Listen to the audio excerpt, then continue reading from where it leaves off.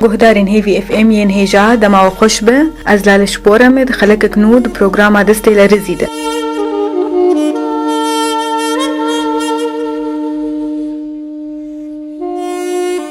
گهدارین می هجا جارنا مروف جسدما شاشتیک جنوجداران ایشک دجوار دخو جارنا جی سقطیک برچید به لیبلی جارنا جی جیانا خوش دسته ده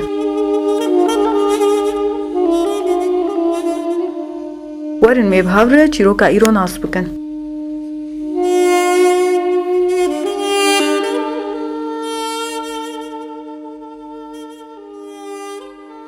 مرحبا. أهلين وسهلين 100 أهلا وسهلا. بداية فيك تعرفنا على حالك؟ اسمي غازي عبود، مدرس تربية رياضية في مدينة القامشلي. فيك تحكي لنا عن المريضة، شو اسمها، شو كانت تشتغل؟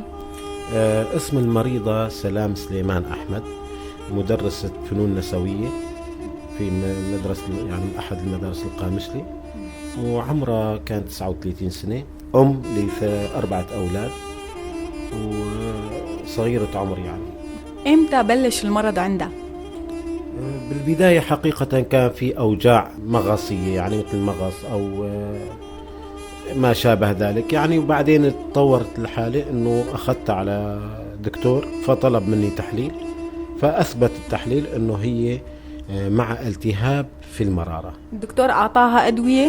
طبعا الدكتور كان الدكتور فرات أعطانا أدوية، قال يعني إنه ما يصير تلجأوا لأي عمل جراحي إلا بعد انتهاء الدواء وشفاء المريضة من الالتهابات. بعد ما أخذت الدواء طابت ولا استمر المرض عندها؟ بالحقيقة احنا ما صبرنا من كثر ما كانت تتوجع، احنا أخطأنا إنه ما التزمنا بنصائح الدكتور، فنتيجة الصدفة أو القدر سميه مثل ما شئتي، ذهبنا عند الدكتور هذا اللي عمل لها العملية، فمباشرة هو أدخل العمليات وأجرى لها العمل الجراحي بدون أن ينظر إلى التحاليل أو التصاوير. فهذا كان خطأ الدكتور اللي أجرى لها العملية، إنه ما لجأ لا للتحليل ولا للتصوير، فمباشرة عمل لها عملية مرارة وصار اللي صار. طلب منكم تحاليل قبل ما يعمل العملية؟ لا ما طلب أي تحليل، مباشرة مجرد ما قلنا له إنه المريضة عم تشكي من أوجاع قال إيه لك نفوتوا على العمليات، حرفيا بهالعبارة يعني. ودخلتوها على العمليات مباشرة؟ دخلناها على العملية، وأنا أستغرب إنه دكتور بمشفى خاص يجري يعني، أنا لو أتوقع لو بروفيسور من أمريكا ما يعملها، دكتور بمشفى خاص أجرى العملية خلال 12 دقيقة، يعني شلون صارت معه ما بعرف. بعد العملية شلون كان وضع المريضة؟ بعد العملية حست المريضة بأوجاع، فاشتكت إنه في سائل في بطني، فذهبنا مرة أخرى يعني عند الدكتور وقلنا له إنه في سائل في بطن المريضة، قال لي حرفيا إنه مرتك عم تتدلل. ايش قد طول المرض معها؟ ما هي بعد إجراء العملية بعد يعني ثاني يوم وثالث يوم في سائل ببطنها، فتوقعنا إنه الدكتور أخطأ في مكان ما، فراجعنا أكثر من مرة، فكان يدعي إنه مرتك عم تتدلل ومرتك جبانة ومرتك خوافة، هو حقيقة في خطأ طبي بس ما نعرف إيش هو. بعد ما شفتوا إنه المريضة ما عم تطيب شو قررتوا تعملوا؟ ضليتوا على علاج نفس الدكتور ولا رحتوا لعند دكتور تاني؟ طبعا بالعادة الواحد بس يأس من دكتور يروح على دكتور تاني، فذهبنا عند دكتور تاني فشاف الحالة قال دخلوا المشفى مباشرة، فمن خلال الدكتور يوم شاف هيك قال أخي هاي في تخبيص في عند الدكتور اللي عمل لها عملية، وهذا التخبيص أنا ماني مستعد أغامر وأفتح بطنه مرة تاني، في حالة صعبة ما أقدر أحلها أنا هون، فيستحسن أنه توديه على الشام. وضعكم المادي وقتها شلون كان؟ إيه والله أنت آسي يعني، أنت تعرف الموظف يعني، أنا موظف وهي موظفة يعني، أكثر من راتب ما في يعني، عيشتنا على قدنا يعني، ولكن هاي العملية اللي هي مرارة مثل ما يقولوا أسهل العمليات عند دكاترة الجراحين، كلفتني هاي المرارة حوالي 1.5 مليون تقريبا، يعني عملية بسيطة ما تكلف 2000 ليرة كلفتني 1.5 مليون يعني. طبعا وانت يعني ست العارفين بهالوضع الاقتصادي الصعب ايش بدي اعمل، فاضطريت انه اتدين، واضطريت انه اهل الخير يساعدوني الى ما عملت هالعملية. رحتوا على الشام؟ رحنا على الشام. طبعا انتم تعرفوا ظروف البلد، بالزور يعني لقينا مواصلات، وبالزور وصلنا حالنا على الشام. واخذت يعني حتى السيروم اخذتها بايدها يعني من هون على الشام. اي سنه كان؟ بسنه 2013. طبعا انا رحت بحاله اسعافيه، ما رحت يعني انا ادور على دكاتره، انا مباشره حاله اسعافيه. فوصلت، كان في شهر رمضان الحكي هذا، يوم وصلت لهنيك وصلت المساء، فدورت انه بس ادخلها مشفى يعني، بس لانه سيروم معلق والام فظيعه عنده. فالتجأت، ما لقيت، ما حدا استقبلني بالشام غير مشفى المجتهد. بمشفى المجتهد إلى ما عرفوا قصتي وعرفوا انه شو اعراض التحاليل وهاي، واجروا له عدة تحاليل واجروا له عدة تصاوير، الى ما عرفوا انه موقع الخطأ وين. فقالوا لي انه اخي هذا قاطع الكبد السفلي من الكبد وقاطع القناة الجامعة، يعني مو بس شايل مرارة، عامل عدة عمليات في عملية واحدة. استأصل القناة الجامعة ولا جرحها؟ هو استأصل المرارة، ولكن أثناء استئصاله للمرارة قطع القناة الجامعة وقطع الصفح السفلي للكبد. بصراحة هنيك عجزوا يعني، حتى قالوا هاي وضعها يعني مأساوي، وما لك غير أنه رب العالمين إذا شفية ما شفية هذا ما له حل. المفروض مباشرة يعني تنعمل له عملية مفاغرة. فهنيك عملية المفاغرة كتير صعبة، والمفاغرة هي 5 عمليات في عملية واحدة. فلذلك هيك حالات احنا نقول ان شاء الله تشفى، ولكن نعمل اللي علينا. فاجريت لها عملية طولت 9 ساعات، ونتيجة العملية طبعا ما شفيت يعني. ما كانت تاخذ علاج دواء بعد العملية؟ هو اكيد يعني بعد العملية عمليتها كتير كانت صعبة، فباعتبارها وآنسة عاملين له خراج خارج الجسم، هو مثل كيسين يستقبل سائل الكبد. فيوم من هاي تشوف الكيسين خارج بطنها، أكيد الحالة النفسية انهارت نفسيا، وعرضناها على دكتور نفسي كمان بالشام. فقال أخي هاي نتيجة العمليات اللي أجريت لها وطولت أكثر من 2 شهر بالمشفى، انضربت الذاكرة، ما عاد تتذكر لا أولادها ولا مدرستها ولا أهلها، ما عاد تعرف شيء من حواليها، حتى نسيت الطبخ، نسيت الأولاد، نسيت أرقام التليفون، نسيت اسمها بالمدرسة. كتير انضرت من وراء هالعمل الجراحي. رفقاتها بالمدرسة كان يقدروا وضعها يساعدوها ولا لا؟ ما كان في مساعدة من حواليها؟ أنا يعني بهالمناسبة في مديرة كان كتير شجاع، وكان ابن حلال والله يوفقه، يعني كان كتير يساعدها. والطاقم التدريسي اللي معه كتير كانوا متضامنين معه، وكانوا يحبوها وتحبهم وتألموا وفعلا ساعدوها، وأنا بشكرهم على هالموقف هذا. بش قد استمرت هالأوجاع؟ شلون كانت تتوجع؟ شلون كانت تمر الأيام؟ والله هي معاناة كتير صعبة، يعني أنت تدخلي البيت تبقى دائما مريضة. تصوري يعني الأولاد يخافوا يقربوا لعندها لأنه مريضة، وبنفس الوقت صارت تخاف من كل شيء، يعني تخاف تطبخ، تخاف تقوم، تخاف تمسح، تخاف ترشح، يعني معاناة طولت هاي أكثر من حوالي 1 سنة وشوي. فكانت كتير الله يرحمها كتير متألمة، وكانت عن جد يعني كنا نشفق ما نقدر نعمل لها شيء يعني. من ايمتى توفت؟ هي توفت ب16/12/2014. بعد ما توفت تأقلمتوا مع هذا الوضع انت او الاولاد او اللي حواليك؟ والله انا هو قبل ما تتوفى يعني انا عانيت حوالي شي 1.5 2 انه انا كنت عم مجلي، وانا اشطف، وانا اكنس، وانا اطبخ، وانا البس الاولاد. فمعاناة كانت لانه صغار. طبعا بعد الوفاة استمرت يعني هالحالة، ولكن اهل الخير نصحوني بالزواج، انه اخي اولادك صغار وما يمشي حالك ووضعك، وباعتبارك مدرس اولادك طلاب بدك تتزوج. فالحمد لله تم الزواج مشان تضب هالعائلة ومشان تستمر هالعائلة. ايش حابب تحكي للي يعمل هيك اخطاء؟ أنا أول شيء بشكركم، وبشكر كل شريف ومخلص يحب هالبلد، وأكيد أنتم يوم تقوموا بهالعمل أنا واثق أنه هذا قمة الإنسانية. فمن خلالكم أنا أترجى يعني أنه أنا طبعا يكفي أخطاء طبية، يعني هذا الدكتور الحالة الرابعة وما يشوف حدا يصده، ما يشوف حدا يحاسبه. طيب يعني يكفي، عيب، حرام. في أيتام، في أمهات، في أولاد، في أطفال، يعني أنه تقولوا لي أمر الله هذا يعني نترك رب العالمين على طرف. الله ما يحب الخراب، الله ما يحب الدمار، الله ما يحب إلا الخير. هذا مو أمر الله، خطأ طبي يجب أن يتحمل مسؤوليته. نتشكرك كتير وبيعطيك العافية. وأنا بشكر كتير إذاعة هيبي FM، وبشكر و100 أهلا وسهلا، وأتمنى أنه تتجولوا في كل الباحات، والله يوفقكم، وشكرا لكم.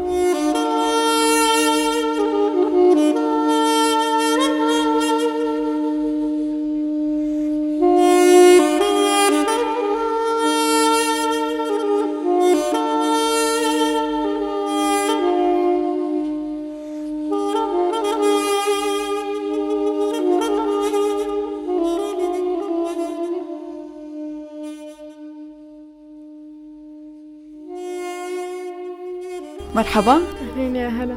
فيكي تعرفينا على حالك؟ أنا لين غازي عبود، بنت للمرحومة. انت الكبيرة بيناتهم؟ أنا بنت الكبيرة، وعندي 3 أخوة تانية. باعتبارك انت كنتي اللي موجودة جنب الماما وقت المرض وانت كنتي تساعديها، ففيكي تحكي لنا على هالمرحلة؟ ماما كتير تعذبت، لأنه أنا يعني وقت كانت تتوجع أنا كنت جنبها. بصراحة مرت بوجع يعني ما واحد ما يصدقه. كانت مثلا كل شي تاكله كانت تستفرغه، معدتها ما كانت تتحمل ولا شي. وزنها كتير، خسرت من وزنها كتير، ما بقت تتقبل ولا شي. كانت مجرد نسمة برد كانت تمرض فيها، ضل فيها أسبوع أسبوعين من شطحة بالفرشة، ما تقوم أبدا من فرشة. ما كانت تقدر تشتغل ولا شي. كانت كتير تتوجع من بطنها من محل عمليات، كتر ما عملوا لها عمليات ببطنها يعني كانت كتير تتوجع من هذا الشيء. وانتي شلون كنتي تقدري تساعديها بالبيت وتوفقي بينها وبين المدرسة باعتبارك طالبة؟ هو يعني أمي كانت عندي كل شيء، بس هي كمان كانت تساعدني، مع أنه يعني بالشغل ما كانت كتير تساعدني. أنا وبابا كنا نتساعد، بس هي أنه مجرد كلام كان يساعدني على كل شيء. أنه مثلا نصيحة أنه اعملي هيك اعملي هيك، كان مجرد كلام يساعدني أسيطر على كل شيء بالبيت. ماما مرت بمرحلة أنه كانت تنسى بعدين بتتذكر، شلون قدرتي تتأقلمي مع هاي المشكلة؟ هلا ماما أول ما أجت من الشام لدرجة أولادها نسيتن، بس نحن فهمناها، عرفنا أنه هي قعدت أنا مثلا أذكرها بموقف مجرد مواقف صغيرة كانت أذكرها بأشياء كبيرة. كنت مثلا تفوت على المطبخ، مع أنه ماما كان نسيت كل شيء اسمه طبخ، أوقف معها بالمطبخ، يعني يا ماما إيش كنتي تحطي، إيش كنتي تعملي، أخليها تتذكر.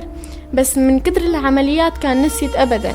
يعني في حدا ينسى أولاده؟ ماما نسيت أولادها، نسيت أخواتها، نسيت كل شيء مجتمع حواليها نسيته. بس أنا وخالاتي تاركنا الأمر، وبابا ساعدنا مشان نذكرها بأمور بسيطة مشان تتذكر شيء الأكبر من هيك. طبعا بعد ما توفت الماما إيش كان شعورك؟ هلا أكيد يعني صعب واحد يفقد أمه، بس راحة إلها، ارتحت إنه هي ارتاحت. لو كان ضلت عايشة كان رح تضل تتعذب، يعني ما كانت تقدر تعمل شيء.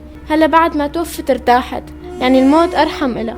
بس أكيد يعني بعد وفاتها كتير حسيت بصعوبة، يعني إنه يعني أنا كنت مثل صديقتها. هلا حابة تحكي لي إيش جاي على بالك؟ أنا بما إنه طالبة تاسع، أنا بس بدي أخذ الشهادة وأهديها هدية إلها، بس هذا اللي بدي إياه أنا. تشكرك كتير ويعطيك العافية.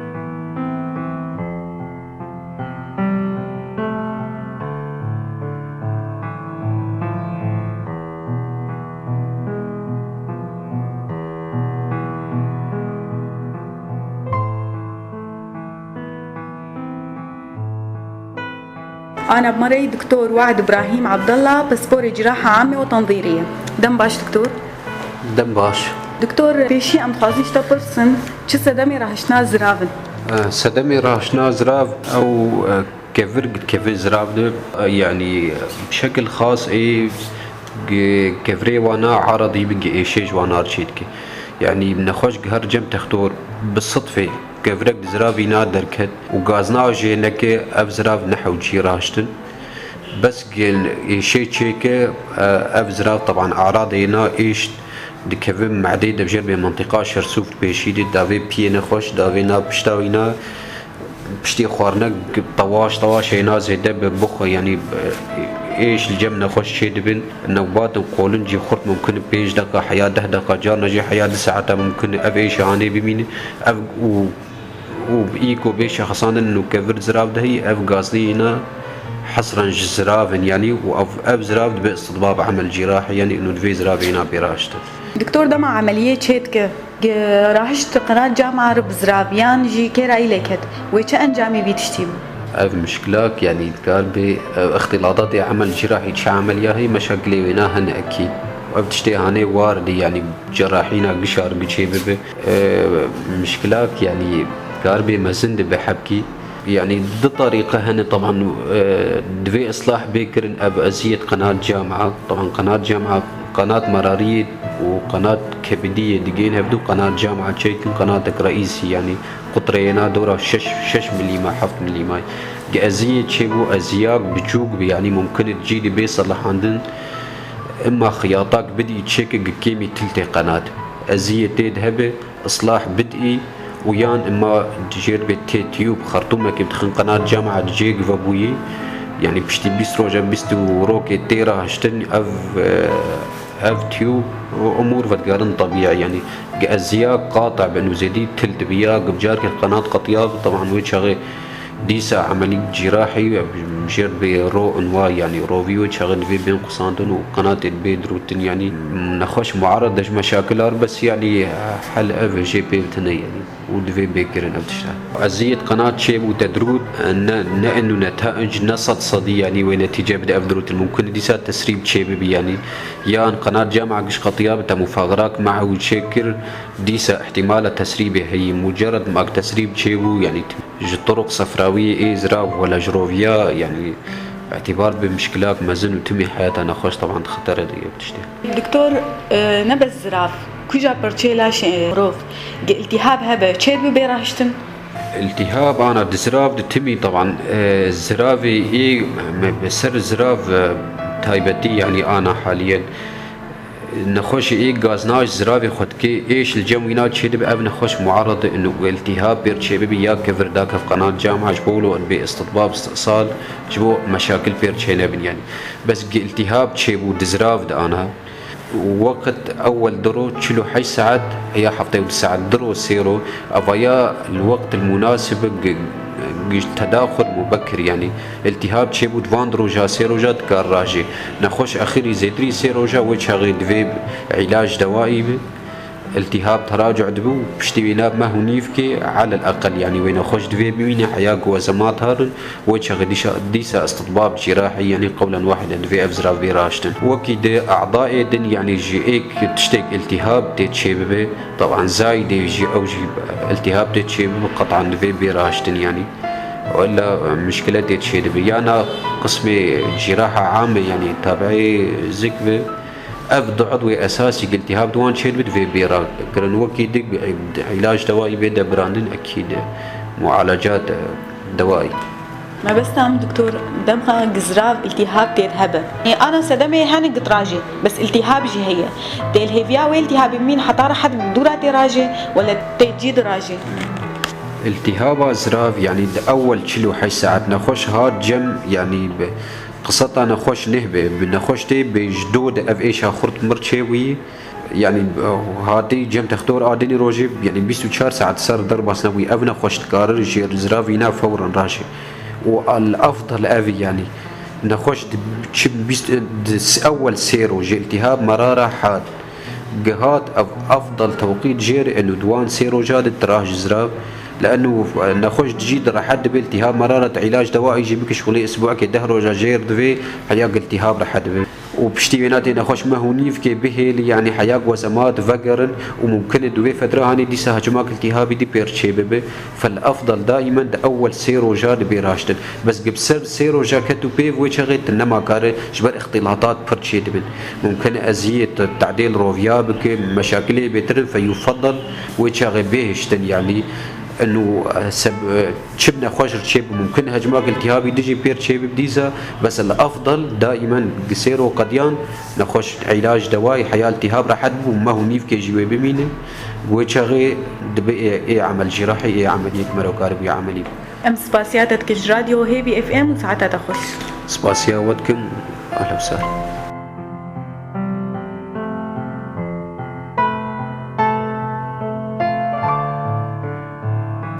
بله گهدارین می هجا چیروکا ایرو مروف پر غمگین دگه ام پیوین و سوجه ورگرتبه خلق امی ایرو جیب داوی بو خلق اقدم بمینند کیف و خوشیده